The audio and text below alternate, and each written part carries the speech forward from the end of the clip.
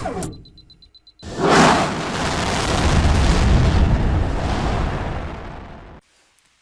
everybody, it's Miss Dupree. In this lesson, we're going to explore earthquakes, what they are, and why and how they happen. Now, I know that you all know what an earthquake is. You've experienced lots of them because you live in Costa Rica, and you know that it's the earth shaking.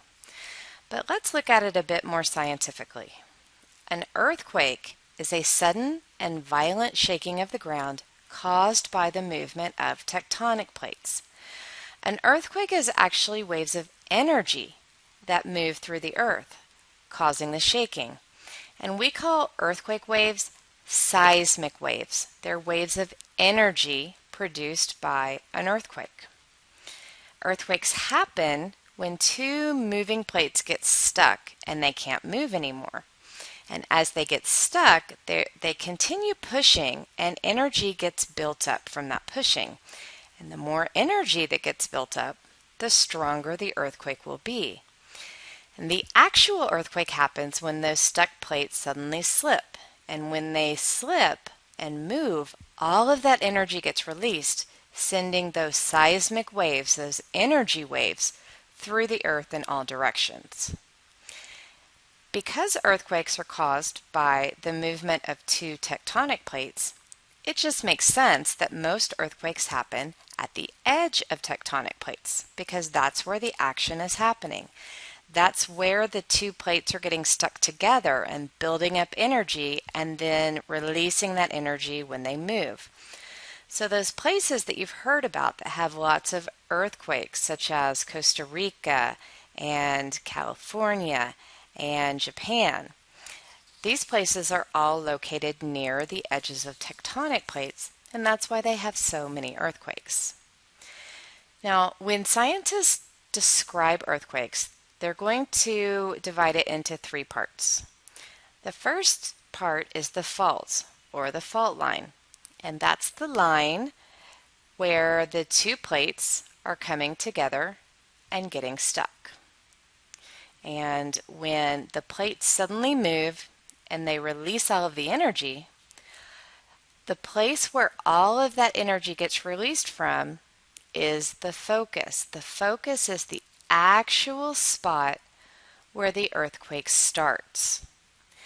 But most earthquakes happen underground. Some happen a little ways underground, and some happen very deep underground. But it's easier for scientists to measure an earthquake from Earth's surface. And so the epicenter is the spot up on Earth's surface directly above the focus. And that's the part, the epicenter, is where scientists start measuring the seismic waves. Okay, so an earthquake happens and these seismic waves, these energy waves, start moving through Earth. There are three types of seismic waves, and each wave travels at a different speed and in a different way. Primary waves, or P waves, are the fastest waves. This means that the P waves will reach you first. And in fact, the word primary means first, so these are your first waves. The P waves move in a kind of forward and then backward motion. And they're going to be parallel to the surface, traveling underground and just moving forward and then moving back. Now, an interesting thing about P waves is that some animals can sense them. Scientists have studied the way that some animals go just a little crazy right before an earthquake hits and everything starts shaking.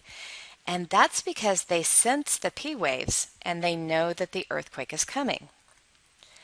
Okay, the next seismic wave is the secondary wave, also called an S wave. And of course, secondary means second, so these are the second fastest waves.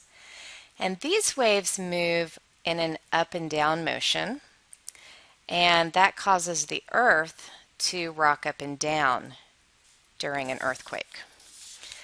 The last type of seismic wave is the surface wave. And these are going to be the slowest waves, so they're going to come last. And they're called surface waves because they only travel on Earth's surface.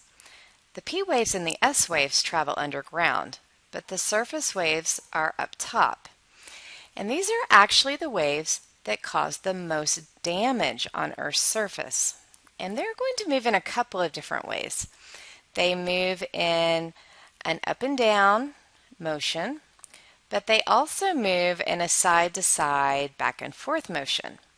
So during the surface wave part of the earthquake, it kind of feels like the earth is shifting and rolling around. And those are your surface waves.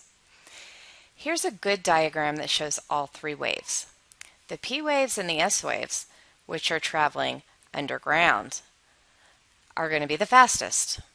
The P waves first, and then the S waves. And if you're close to an earthquake's epicenter, you probably feel those first waves as just a sudden jolt. And then here come the slower surface waves that have to move over Earth's surface. And this is the part of the earthquake where everything starts moving around. And this is the time when the roads crack and the buildings crumble. So when engineers design an earthquake-resistant building, they have to pay a lot of attention to movements that are going to rock the building from side to side and up and down. Okay, that's it for this lesson. Make sure that you know what earthquakes are and what causes them, what earthquake waves are called, where earthquakes usually happen. Make sure that you can use a diagram to locate the fault, the focus, and the epicenter. And make sure that you can describe the speed and the movement of P waves, S waves, and surface waves. That's it for today's lesson. If you have any questions, please ask. Otherwise, you're all set. Good job, everybody. See you next time.